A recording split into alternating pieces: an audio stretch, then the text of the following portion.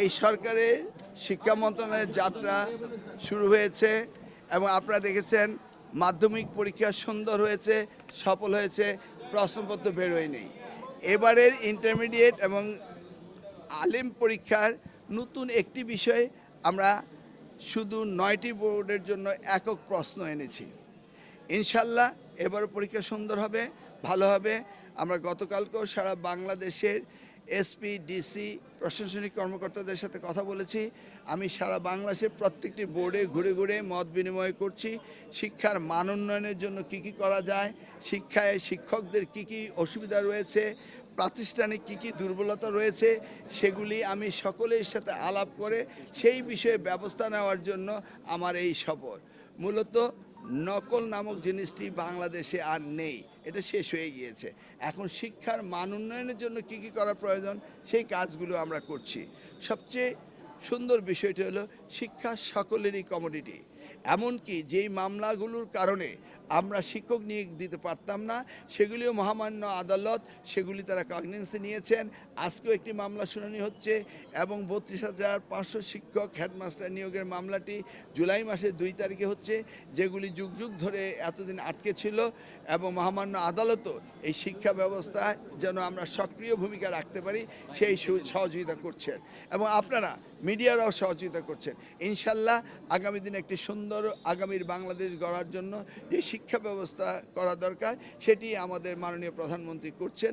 তিনি প্রাথমিক স্কুল হতে শুরু করে বিশ্ববিদ্যালয় পর্যন্ত প্রত্যেকটি ক্ষেত্রে তিনি নিজে এই বিষয়গুলো নজরদারি করছেন এবং আপনারা ব্যাপক পরিবর্তন ইতিমধ্যেই দেখতে পেয়েছেন। ইনশাল্লাহ আরও দেখবেন, এটাই আমি বলতে পারি। সেশন জট যেটা আমাদের গতানুগতিক ছিল সেটাকে আমরা আস্তে আস্তে এলিমিনেট করছি। আমরা স্ট্যান্ডার্ড বেস ধরে নিয়েছি। 2027-এর এসএসসিদেরকে আমি ধরে নিয়েছি আমাদের স্ট্যান্ডার্ড বেস। এখান থেকে আমরা এগোবো। প্রত্যেকটা পরীক্ষার পরে 2 মাসের ভিতরে রেজাল্ট হতে হবে এবং সাইমিলটেনিয়াসলি রেজাল্টের সাথে সাথে অ্যাডমিশন হতে হবে এবং বিশ্ববিদ্যালয়ে ভর্তি সময় মতো হতে হবে। এখানে কাউকে অনাকাঙ্ক্ষিত কোনো সময় নষ্ট করা যাবে না এবং বিশ্ববিদ্যালয়গুলো তাদের কোর্স এই যে টাইম পিরিয়ড রয়েছে 3 বছরটা 3 বছর শেষ হতে হবে, 4 বছরটা 4 বছর শেষ হতে হবে।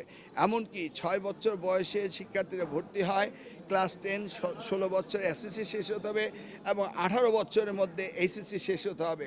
কোথাও আমরা এই নবপ্রজন্ম এই শিক্ষার্থীদের কোনো সময় আমরা নষ্ট হতে দেব না, এটা আমরা সিনক্রোনাইজ করে নিচ্ছি। শুনুন, আপনি একটি স্পেসিফিক ঘটনা বলেছেন যেটার নথি আমি দেখিনি, তবে এটি সত্য। যারা দুর্নীতি করছে তাদের বিরুদ্ধে ব্যবস্থা নিচ্ছি। আজকেও একটি ব্যবস্থা নিয়েছি। একজন শিক্ষা অফিসার সে এই দুর্নীতি করত, আমি একটি টেলিভিশনে দেখেছি সোর্স থেকে, এবং তার বিরুদ্ধে আমরা ব্যবস্থা নিয়েছি। যখনই আমরা পাই আপনাদের মতো মিডিয়া থেকে সাথে সাথে আমরা তদন্ত করি, সাথে সাথে ব্যবস্থা নেই। আমরা শিক্ষা মন্ত্রণালয়ের কোনো দুর্নীতিকে প্রশ্রয় দেই না। যদি আপনি দেখে থাকেন আমাদেরকে জানাবেন, আমরা অ্যাকশন নেব। মোবাইল আসক্ত থেকে যেন আমাদের শিক্ষার্থীরা ফিরে আসে সেই জন্য আমরা আনন্দময় শিক্ষা, কালচারাল অনুষ্ঠান এবং স্পোর্টস, খেলাধুলা এগুলি সব আমরা ইনক্লুড করছি যেন আস্তে আস্তে করে তারা আনন্দময় শিক্ষা চলে আসে, খেলতে খেলতে শিখে। এবং এই আসক্তি থেকে বেরিয়ে আনার জন্য শিক্ষকরা আসক্তিতে, শিক্ষার্থীরা নয়, শিক্ষকরা হ্যাঁ, শিক্ষকদের জন্য আমরা 1.7 মিলিয়ন 17 লক্ষ শিক্ষকদের জন্য আমরা ট্যাবলেট নিচ্ছি এবং সেই ট্যাব থেকে তারা ক্লাসরুম মাল্টিমিডিয়া ক্লাসরুমে পড়াবে এবং তাদের সেই পরিবেশে আসছে যে তাদের হাতে ট্যাব থাকবে, তাদের হাতে মোবাইল আসক্তি হওয়ার কোনো সুযোগ নেই। আমরা সেই ব্যবস্থাটিও এই জুলাই থেকে শুরু করছি। ধন্যবাদ।